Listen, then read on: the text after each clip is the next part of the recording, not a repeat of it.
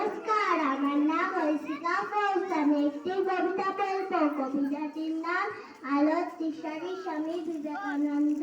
লিখেছিলেন ভবানী প্রসাদ মজুমদার।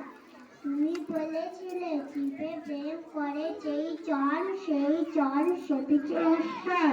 কালকে বলনি তোরা নিচু চাস, যা যা দূরে যা ঈশ্বর।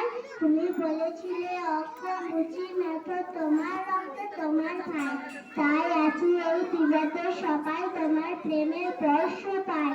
তুমি বলেছিলে আলো নিয়ে এসো, সকলের কাছে আলো নিয়ে চলো।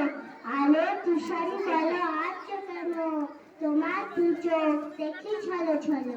তুমি বলেছিলে টাকাতে কিছুই হয় না, নামেও না যশও নয়, বিদ্যাতে কিছু হয় না, ভালোবাসাতে সবই হয়। তুমি বলেছিলে সত্যের জয় হবে হবে, আজ হোক কিংবা কাল হোক, সত্য ধর্ম পবিত্রতা অবিনশ্বর, তার আলো ঠিক পাবেই লোক।